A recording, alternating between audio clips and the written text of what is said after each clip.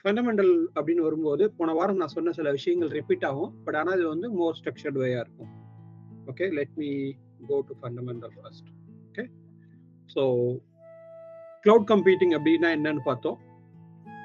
Cloud benefit பார்ப்போம், அப்புறம் cloud service type பார்ப்போம். கிளவுட் கம்ப்யூட்டிங் அப்படின்னு வரும்போது நமக்கு பார்க்கறது என்னன்னா வந்து மெயினாக வந்து கிளவுட் கம்ப்யூட்டிங்ல 3 காம்பனன்ட் இருக்கு. Compute, network, storage. இந்த 3 காம்பனன்ட்டும் வந்து ஓவர் த இன்டர்நெட்ல நம்ம கிட்ட சர்வீஸ் கொடுக்குறாங்க இல்லையா, ஃபாஸ்டராகவும் இனோவேட்டிவாகவும் ஃபிளெக்சிபிளாகவும் கொடுக்குறாங்க. ஏன் அப்படின்னா ஃபிளெக்சிபிள் அப்படின்னா நம்ம எப்போ வேணுமோ எத்தனை கம்ப்யூட் வேணுமோ வாங்கிக்கலாம், நெட்வொர்க் எப்படி வேணுமோ எக்ஸ்பெண்ட் பண்ணிக்கலாம், ஸ்டோரேஜ் எவ்வளோ வேணுமோ நம்ம யூஸ் பண்ணலாம். அதுக்கு பிறகு என்ன சொல்றோம், நம்ம ஃபிளெக்சிபிள் அப்படின்னு சொல்றோம். ஓகே, பிளஸ் வந்து எக்கனாமி ஆஃப் ஸ்கேல். நான் போன வாரமே உங்களுக்கு அந்த பிக்சர்லாம் காமிச்சேன். டேட்டா சென்டர்னா எப்படி இருக்கும், எவ்வளோ பெருசு இருக்கும், அந்த டேட்டா சென்டர் பிக்சர்ஸ்லாம் உங்ககிட்ட காமிச்சேன், பார்த்துருப்பீங்க போன வாரம். ஓகே, ஸோ அதுல வந்து ஒரு டேட்டா சென்டருங்கிறது எவ்வளோ பெருசு, அப்போ ஒரு ரீஜன் எவ்வளோ பெருசா இருக்கும் அப்படின்னு காமிச்சேன். இப்போ அவங்க பண்ணும்போது நம்மளால என்ன பண்ண முடியும், எக்கனாமி ஆஃப் ஸ்கேல் அப்படின்னு பண்ண முடியுது. அதாவது ஒரு ஆள் எல்லாத்தையும் வச்சுட்டு நிறைய பேருக்கு அந்த சர்வீஸ் கொடுக்கும்போது நம்ம என்ன பண்ண முடியும், அதை வந்து குறைஞ்ச விலையில கொடுக்க முடியும், அதே மாதிரி ஸ்கேலாவும் நிறைய பேருக்கு கொடுக்க முடியும். அப்படிங்கிறது தான் எக்கனாமி ஆஃப் ஸ்கேல் அப்படின்னு சொல்றோம். இதை வந்து 3 பேர் கொடுக்குறாங்க. யாரு, மைக்ரோசாஃப்ட், கூகுள், AWS. இந்த லார்ஜ் பிசினஸ் வச்சிருக்க 3 பேருமே இதை வந்து எல்லாருக்கும் கொடுக்குறாங்க.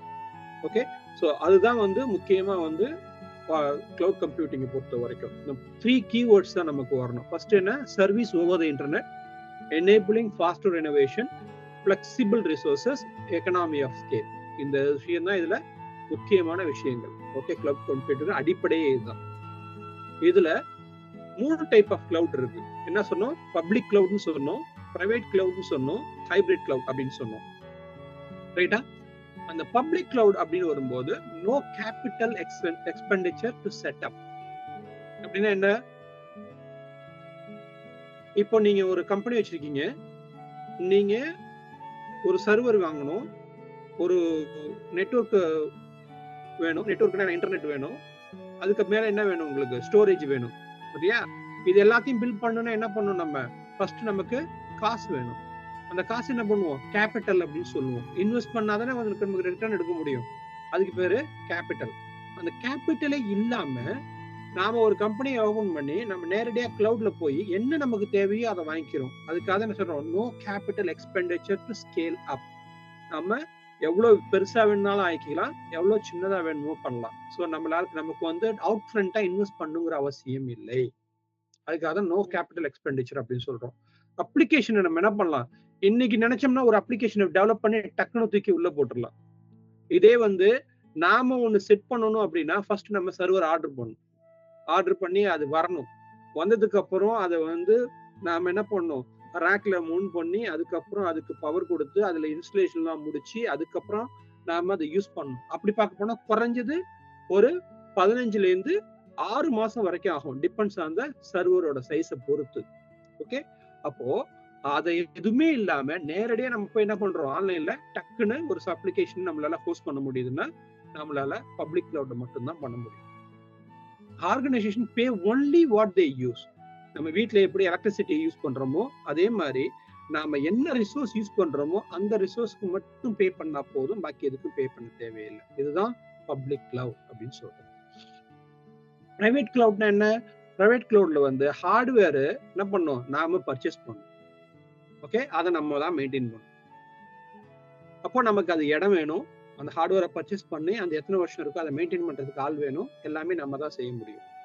அப்புறம் கண்ட்ரோல் வந்து ஆர்கனைசேஷன்ல இருக்கும். ஏன்னா இது அவங்களே வச்சிருக்கிறதுனால நம்ம வீட்டுக்குள்ள நம்ம எப்படி போக முடியுமோ அதே மாதிரி அந்த கண்ட்ரோல் வந்து அவங்க கிட்ட தான் இருக்கும். எக்ஸாம்பிள் சொல்லணும்னா நம்ம வீட்டுக்கு வரோம், நம்ம வீடா இருக்கும்போது நம்ம எந்த ரூமுக்கு எப்படி வேணுமோ போகலாம், எப்போ வேணுமோ போகலாம். இதே ஒரு கெஸ்ட் வந்தாங்கன்னா என்ன பண்ணுவாங்க, அவங்க எல்லா ரூமுக்கும் போக முடியுமா, ஆளோட நின்றுடுவாங்க, இல்ல ஃபர்ஸ்ட் வாசலோட நிற்பாங்க, depends on the guest type.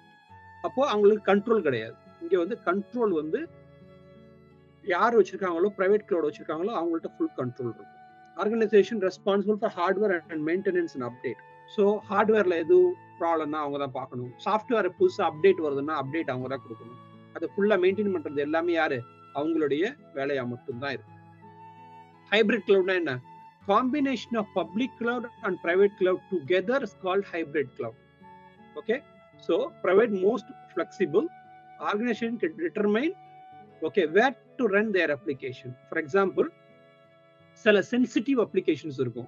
Okay, அந்த சென்சிட்டிவ் அப்ளிகேஷன் என்ன பண்ணுவாங்கன்னா பப்ளிக் கிளவுட்ல போட முடியாது அப்படின்னு சொல்லுவாங்க. அதை போட்டா அவங்களுக்கு நிறைய ப்ராப்ளம் வரும். அப்படிங்கிறதுனால அந்த டேட்டாலாம் ரொம்ப சென்சிட்டிவ் அப்படிங்கிறதுனால என்ன பண்ண மாட்டாங்க, அதை வந்து பப்ளிக் கிளவுட்ல போட மாட்டாங்க. அப்போ அவங்க என்ன பண்ணுவாங்கன்னா டேட்டாவை வந்து பிரைவேட் கிளவுட்ல வச்சுக்குவாங்க, கம்ப்யூட்டர் வந்து ஃப்ரண்ட் எண்டை வந்து என்ன பண்ணுவாங்க பப்ளிக் கிளவுட்ல வச்சுக்குவாங்க. ரெண்டையும் காம்பினேஷனை கொண்டு வர்றதுக்கு என்ன பேரு, ஹைபிரிட் கிளவுட். ஹைபிரிட்னா என்ன, பேசிக்கா ரெண்டு விஷயங்கள் ஒன்னா கலக்கும் போது அதுக்கு பேரு ஹைபிரிட் அப்படிங்கிறது தான் பேர். ஸோ அதை அவங்க ஒரு டிட்டர்மின் பண்ணுவாங்க. கண்ட்ரோல், சேஃப்டி எல்லாமே வந்து டிபெண்ட்ஸ் ஆன் த லீகல் ரிக்குவயர்மெண்ட்டை பொறுத்து அது மாறும். ஓகே, இதுதான் வந்து கிளவுட் நம்ம வந்து பாக்குறது. பப்ளிக் கிளவுட்னா என்ன, பிரைவேட் கிளவுட்னா என்ன, ஹைபிரிட் கிளவுட் என்ன அப்படிங்கறத என்னங்கிறத பார்த்தோம். அப்போ அடுத்து நம்ம பார்க்கறது என்ன, capital expenditure versus operation expenditure. Capital எக்ஸ்பெண்டிச்சர்னா என்ன, நாம ஃபர்ஸ்ட் காசு கொடுத்து எல்லாத்தையும் நம்ம வாங்கி நாமளே வச்சுக்கிறதுக்கு பேர் என்ன பண்றது, கேபிட்டல் எக்ஸ்பெண்டிச்சர்.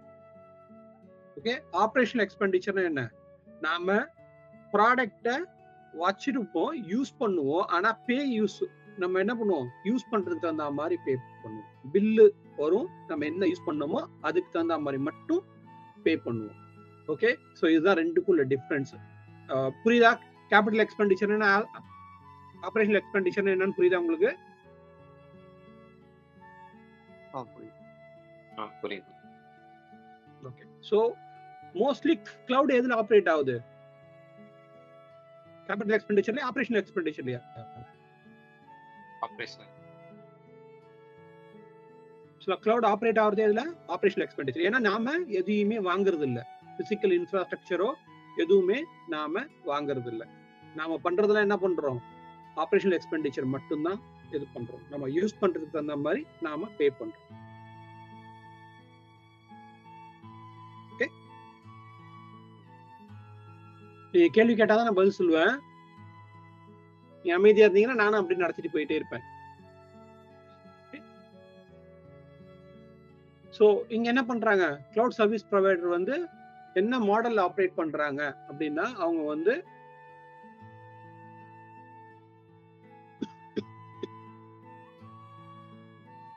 என்ன மாடல் ஆப்ரேட் பண்றாங்க அப்படின்னா வந்து கன்சம்ஷன் பேஸ்ட் மாடல். அப்படின்னா நாம வந்து எவ்வளவு கன்சியூம் பண்றோமோ அதுக்கு தகுந்த மாதிரி எண்ட் யூசர் வந்து பே பண்ணுவாங்க. ஓகே, ஸோ நம்ம கடைக்கு போறோம், சாப்பாடு வாங்குறோம்னா என்ன பண்ணுவோம், நம்ம என்ன சாப்பிட்டோமோ அதுக்கு தானே பில்லு கொடுப்போம் இல்லையா? ஸோ அது மாதிரி நாம என்ன அங்க போய் கன்சியூம் பண்றோமோ யூஸ் பண்றோமோ அதுக்கு மட்டும்தான் நம்ம பில் பண்ணுவோம். அப்ப என்ன பண்ண முடியும், நம்மளால காஸ்ட் என்ன வருங்கிறத ப்ரிடிக்ட் பண்ண முடியும். நம்ம ஒரு ஹோட்டலுக்கு போறோம், கையில 50 ரூபா தான் இருக்குன்னா இல்ல 100 ரூபா தான் இருக்குன்னா என்ன பண்ணுவோம், 100 ரூபாய்க்கு என்ன சாப்பிட முடியுமோ அது மட்டும் தான் சாப்பிடுவோம். அப்ப என்ன பண்ண முடியும், நம்மளால பெட்டரா காஸ்ட்டை ப்ரிடிக்ட் பண்ண முடியும். கிளவுட்ல இப்ப இந்த மாசம் இதான் யூஸ் பண்றோம்னா அடுத்த மாசமும் இவ்வளவுதான் வரும், கொஞ்சம் முன்ன பின்ன வரும். ஸோ ப்ரெடிக்ட் பண்ணலாம், ரைட்டா? அதுதான் வந்து ப்ரெடிக்ஷன் மாடல். பிரைஸ் வந்து ஒவ்வொரு இண்டிவிஜுவல் ரிசோர்ஸ் அண்ட் சர்வீஸுக்கு வந்து முன்னாடியே நமக்கு தெரியும் எவ்வளவு வரும் என்னங்கிறத, பிரைஸ் லிஸ்ட் நம்ம கிட்ட இருக்கும், பிரைஸ் நமக்கு தெரியும். பில்லு என்ன பண்ண முடியும், பேஸ்ட் வந்து ஆக்சுவல் யூசேஜுக்கு தான் பில்லு வரும், என்ன யூஸ் பண்ணமோ அதுக்கு தகுந்த மாதிரி தான் பில் வரும். ஓகே, இதுதான் வந்து கன்சம்ஷன் மாடல். ஓகே,